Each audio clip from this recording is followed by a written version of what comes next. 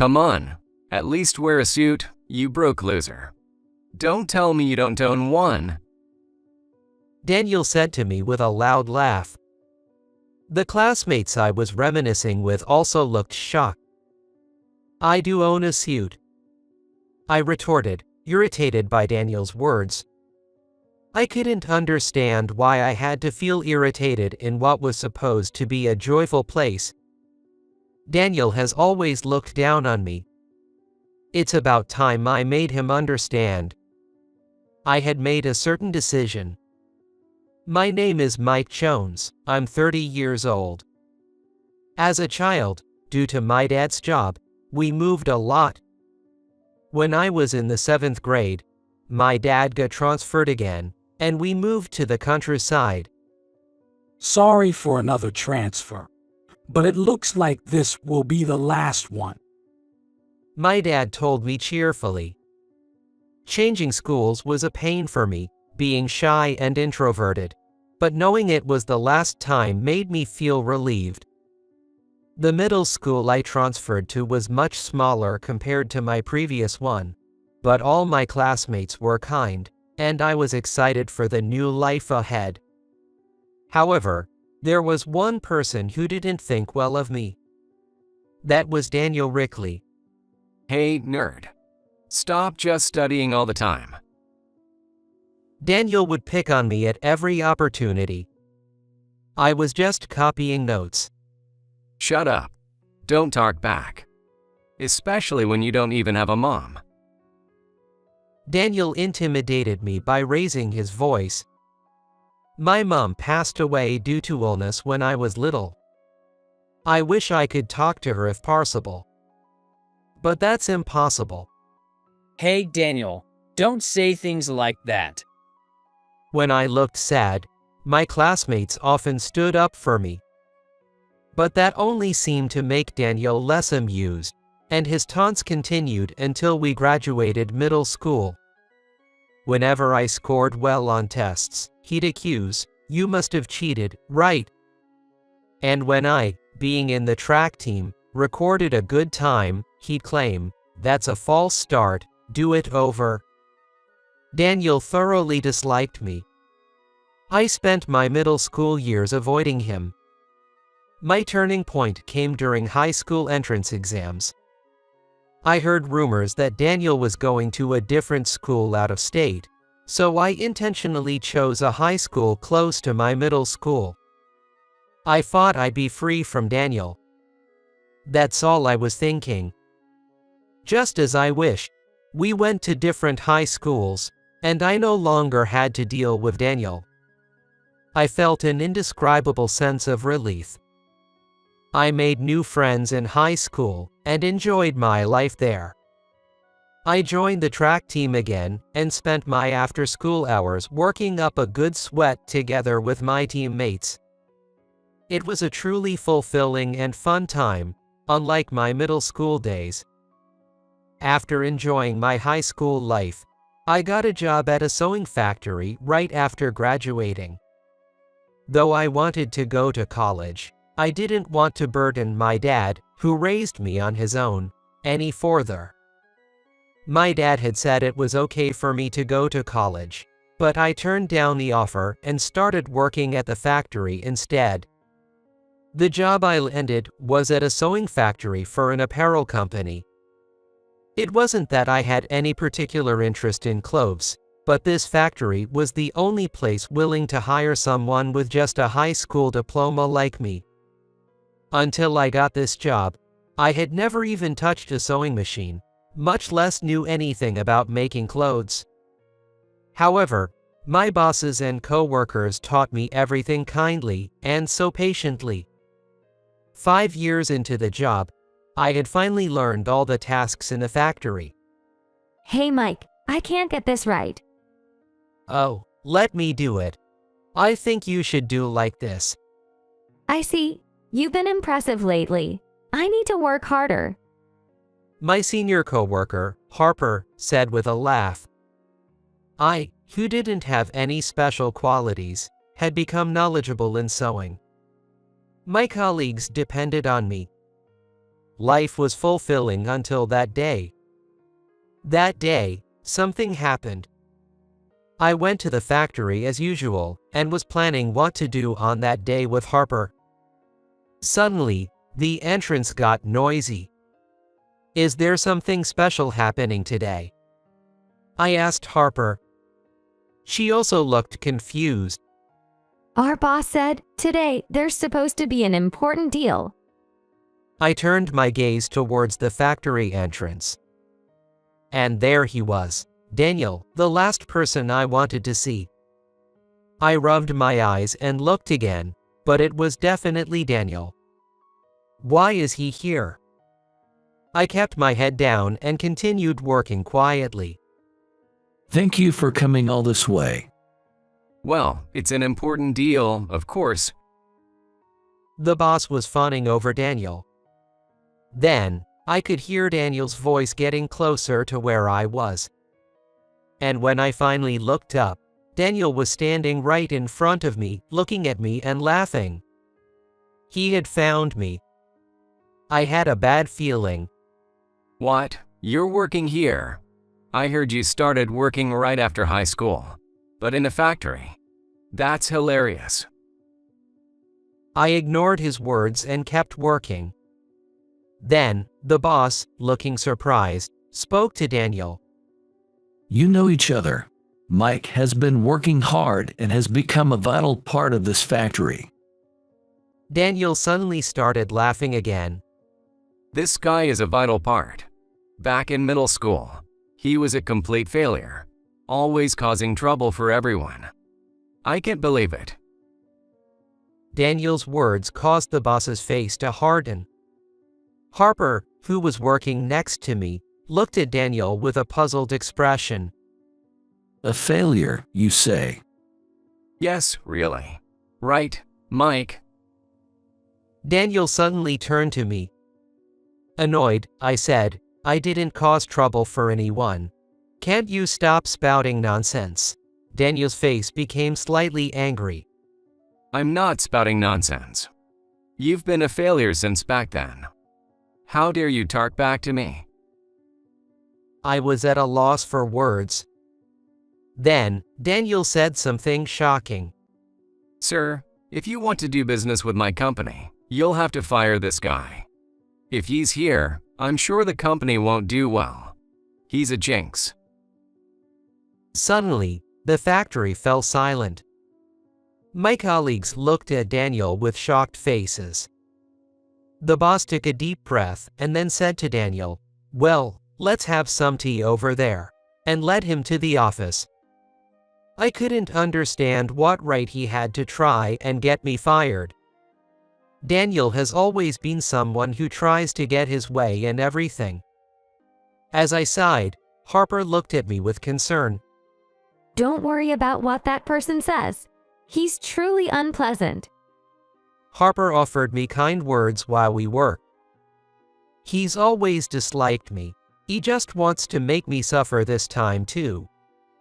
Over the past 5 years, I've worked hard and sweated it out in this factory, and the boss knows it. Even if Daniel, the client representative, requested my firing, I was confident the boss would never let me go. However, that confidence was shattered. That evening, the boss asked me to come to his office. Having never been called by the boss before, I entered the office, puzzled. The boss seemed a bit down. And he began to speak. Mike, I'm really sorry, but could you take a break from work until the deal with TA Corporation is finalized? Excuse me. I couldn't believe my ears. I never expected to hear something like this from the boss. He continued. You understand how important the contract with TA Corporation is to our company, right? TA Corporation is a well-known company in the apparel industry, renowned to the point where nobody in this field hasn't heard of them. I remembered Harper mentioning that this deal could involve hundreds of millions of dollars. Yes. Apparently, Daniel has taken a dislike to you. If that causes us to lose the contract, it would be a huge loss for the company. But I don't want to fire you because you've been working so hard. Could you just take a break for a while? I'd like to pretend to fire you." All I could do was nod to the boss's desperate words. I couldn't understand why I, who hadn't done anything wrong, had to take a break from work. But for the sake of the boss and the company, I had no choice but to comply with his request. For a week, I stayed at home. I was unable to focus on anything. I hope the work I was responsible for is okay with Harper handling it. Then, Harper called me. There was some work she couldn't figure out. I tried to explain over the phone, but when I couldn't convey it well, I reluctantly headed to the factory. I sneaked into the factory and approached Harper. Mike, I'm really sorry for bothering you during your time off. Harper said in a quiet, apologetic voice. Making sure not to be seen by other coworkers, I quietly showed her how to do the work. She seemed to understand the work method and thanked me. As I was about to leave the factory without anyone noticing, an incident occurred. At the entrance was Daniel. He was looking surprised. Then, he raised his voice. Why are you here? Weren't you fired? Damn it. I involuntarily stepped back.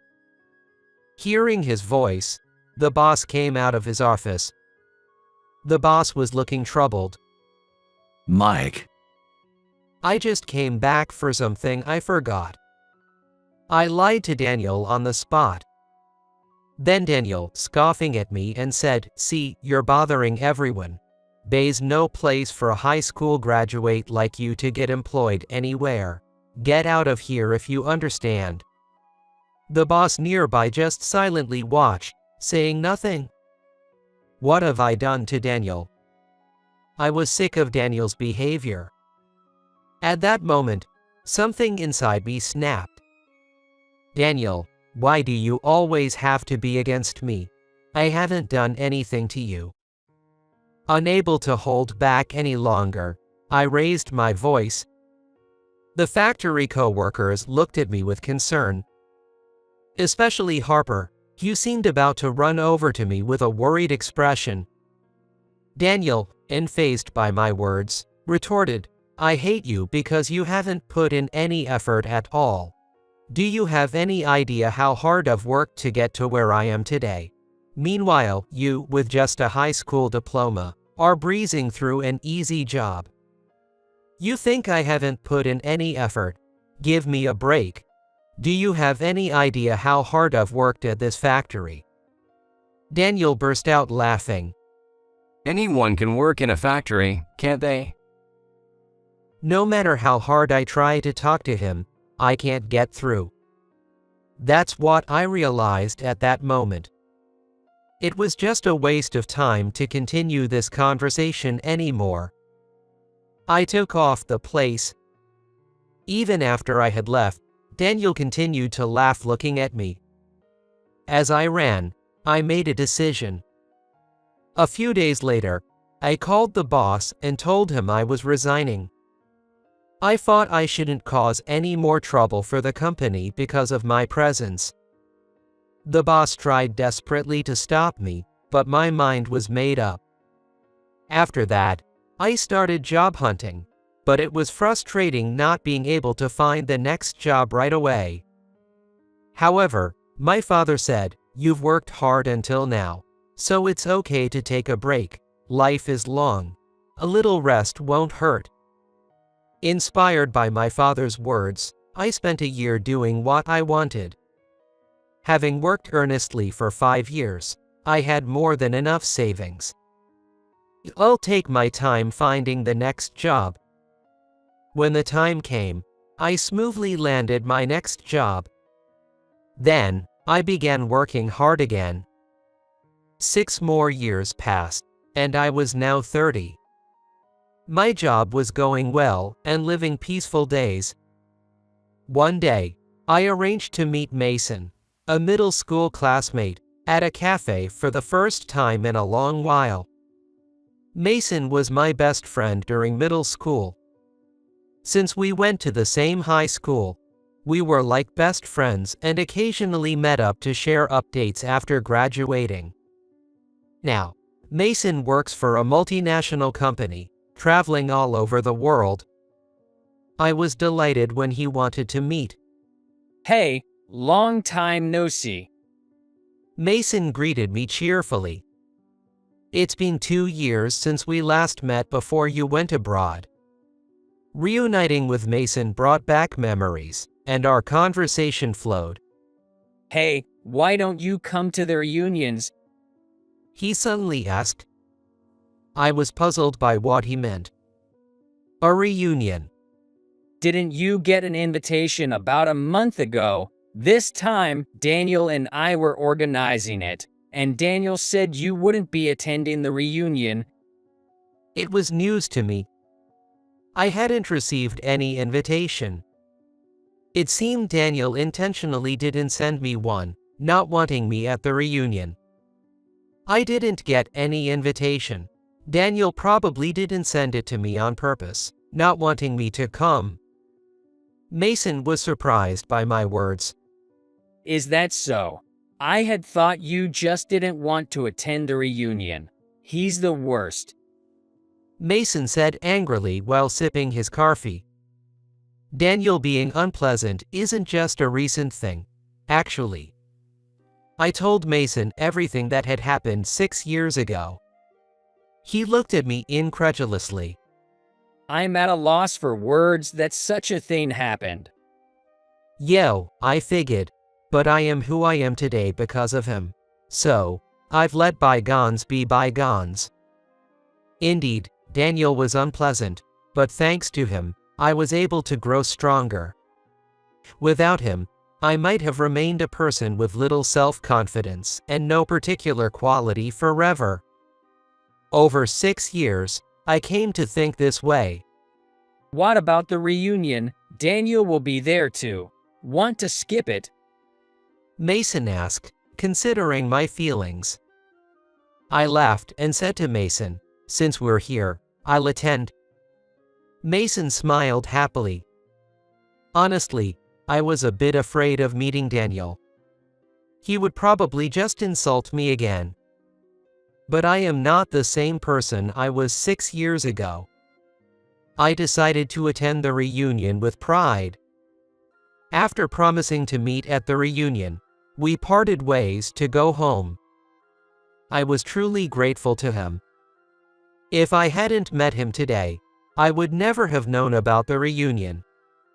Thinking of the classmates I would meet after a long time, I headed home. On the day of the reunion, I wore a new shirt. Seeing that, my dad asked me, Aren't you going to wear a suit to the reunion? Isn't it at a 3-star hotel? He looked at me worriedly. It was understandable for him to be concerned. A 3-star hotel as the venue meant I had to dress appropriately. But I didn't want to wear a suit on my day off. That's why I had prepared a shirt that was casual but suitable for a 3-star hotel for today. I'm going to attend in this outfit. It'll be fine. He still looked worried. But that Daniel guy will be there, right? Won't he make snide remarks again? I had told him everything that happened 6 years ago. He still harbored resentment towards Daniel, seemingly holding a grudge.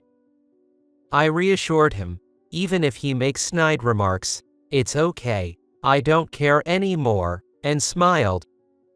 Seeing my smile, Dad seemed reassured and didn't say anything more. I left the house looking forward to reuniting with my old classmates. I felt light on my feet.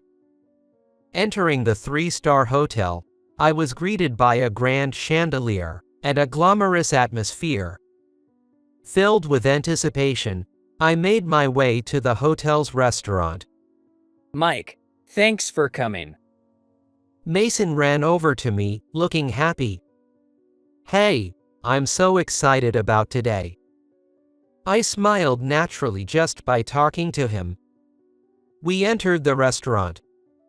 The restaurant was booked exclusively for the reunion, and a lavish spread of food was laid out.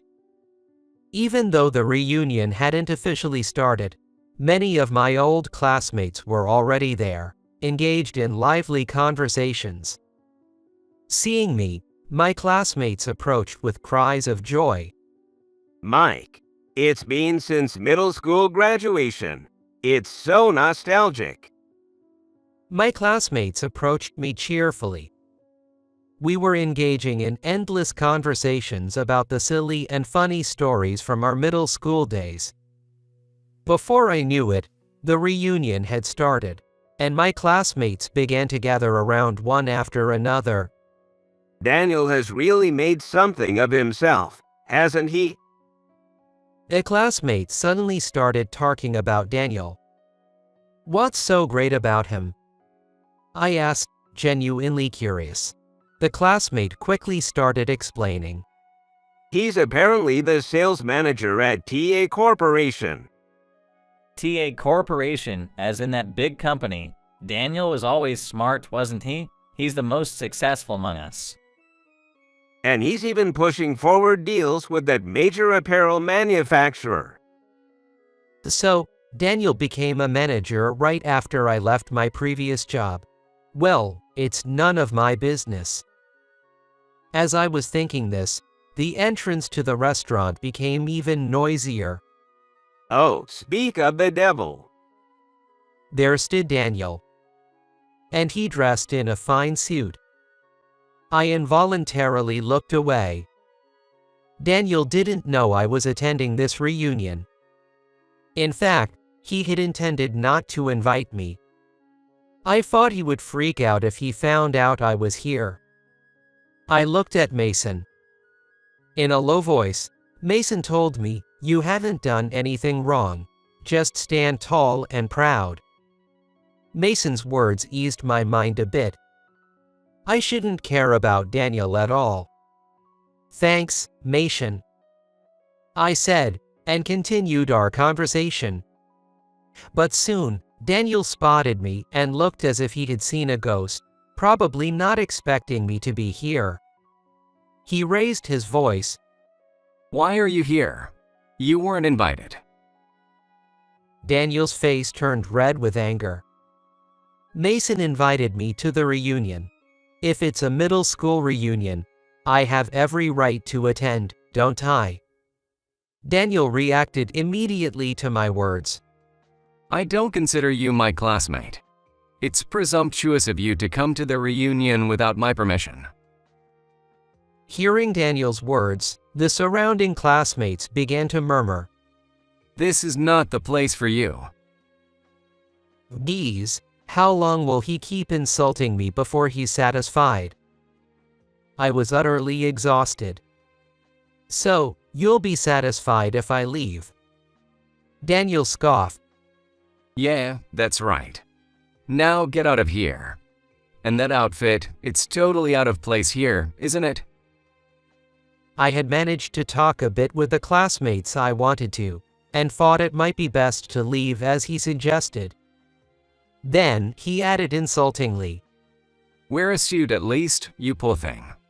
Don't tell me you don't own one. I was speechless. What is he even talking about? I do own a suit. I just didn't want to wear one on my day off. Daniel laughed even more at my words. I couldn't understand what was so funny. Don't act all tough. You didn't have the money to buy a suit, did you? You never owned one in the first place, did you? Admit it, you're broke. I was shocked by his rudeness. There was nothing more to talk about. I was about to leave the place. But he uttered words I couldn't forgive. Hey, should I give you one of my old suits? It's more expensive than you could ever afford in your lifetime. Although I was frustrated inside, I pretended to listen calmly.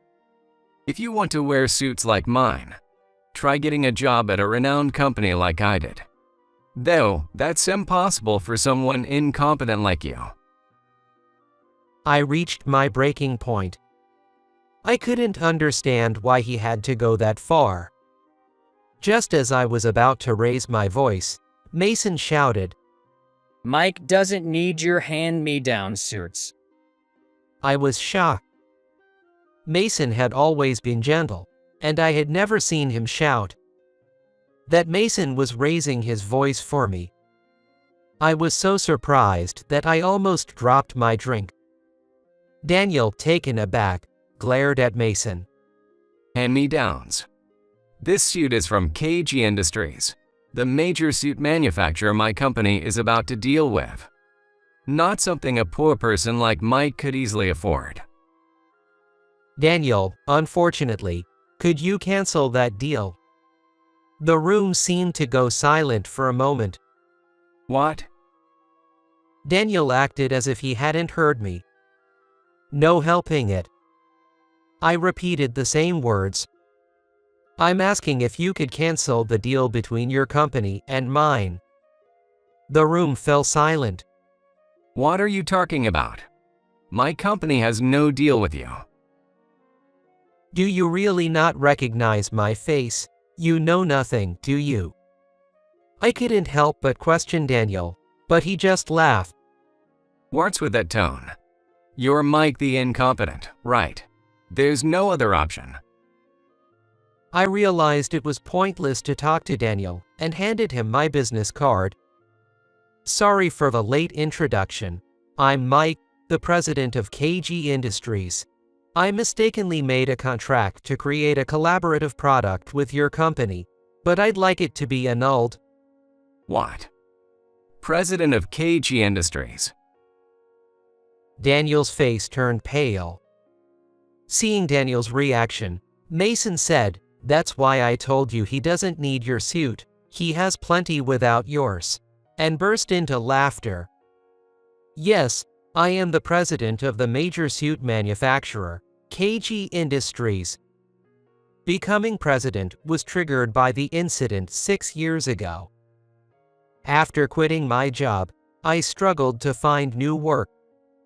Luckily, I had savings, so I decided to take it easy for a while and made a suit for my father on a whim.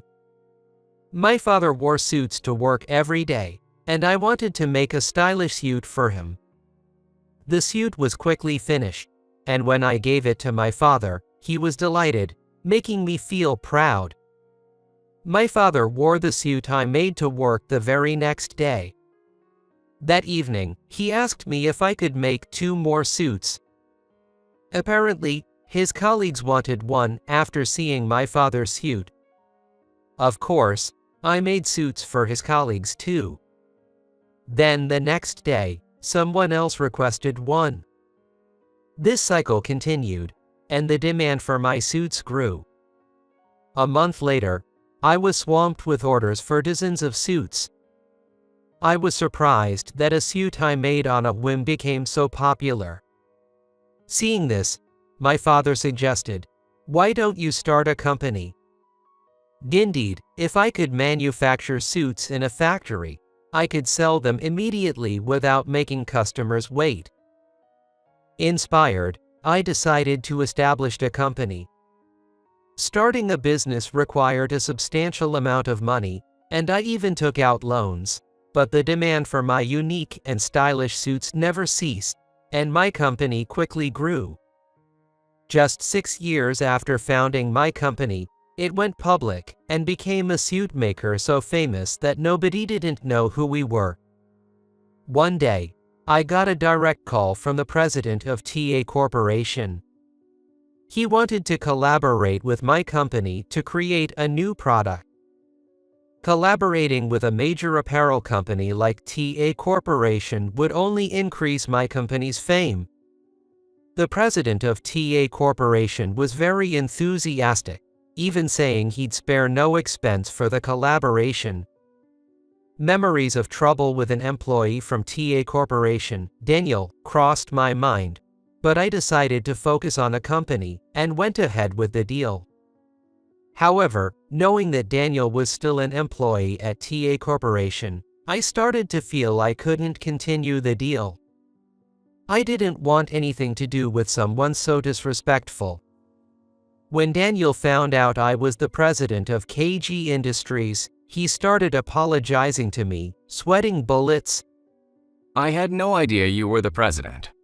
Please forgive me. I ignored him and tried to leave the venue. He followed me and blocked my path. Hey, I'm sorry. It was my fault. It was too late for apologies. I sighed. It's too late. I won't forgive you. Then, Daniel shouted, We're friends, aren't we? How can you be so cold? If the president finds out this deal fell through because of me, I'll be fired. Are you okay with that? Daniel was acting arrogantly even then. I took out my smartphone and called someone. Daniel just watched, puzzled. Hello, I'm sorry, but let's cancel this deal. What do you mean? Your employee, Daniel's attitude is too much. I can't go through with the contract. The person I called was the president of TA Corporation. Knowing I was talking to the president, Daniel started to panic and fell to his knees. What? I'll remove Daniel from the project. Please, reconsider. No, I've made up my mind, I said and hung up the phone. Daniel realized it was futile and just sat there in silence. I looked down at him. I have one last question. Daniel stayed silent. But I continued. I needed to know. Why did you always look down on me? Didn't you think it was cruel, considering I never did anything to you? Daniel answered in a small voice. I was jealous. You succeeded at everything without any particular efforts, while I had to struggle. Only the person themselves knows how much effort and hardship they've gone through. It's terrible that you treated me so poorly because of that. Reflect on how much you've hurt me, I said and left the venue with Mason. Daniel seemed to be crying pitifully for a long time. Mason and I left the venue with clear faces. Finally, I could say what we wanted to Daniel. Mason, thanks. I thanked him. He was there for me. Mason smiled awkwardly and said, We're friends, aren't we? Of course, I do this much. Later, the president of TA Corporation and Daniel came to apologize to my company. We're very sorry for the disrespectful behavior of our employee, Daniel. We'll reassign him to a regional office for reflection. Please forgive us. The president apologized deeply next to Daniel. Daniel was also apologizing deeply. I'm very sorry for my past actions, and will make sure not to behave that way again. I sighed and looked at my secretary, Harper. In a soft voice, she whispered, He seems genuinely remorseful. Maybe it's okay to forgive him this time. Daniel was surprised by her presence. You were there at that time. Yes, when I started this company, I had invited Harper to join. Because I knew she would be a great support, and I wanted to work with her. Moreover, Harper and I had gotten married, becoming husband and wife. My husband always appreciates your help, Harper said, politely. Following that, the president of TA Corporation and I continued our discussion and decided to proceed with the deal. As the president said, Daniel was reassigned to a regional office and never appeared before me again. In his new position, he seemed to have changed his attitude completely, dedicating himself to his work. I hope he continues to live without causing trouble for others. The brand we co-developed with TA Corporation became a massive hit. We sold millions and generating millions of dollars in profit for my company. I realize that without Harper's words, none of this would have happened. I can't thank her enough. Moving forward, I plan to make this company even better and ensure Harper's happiness,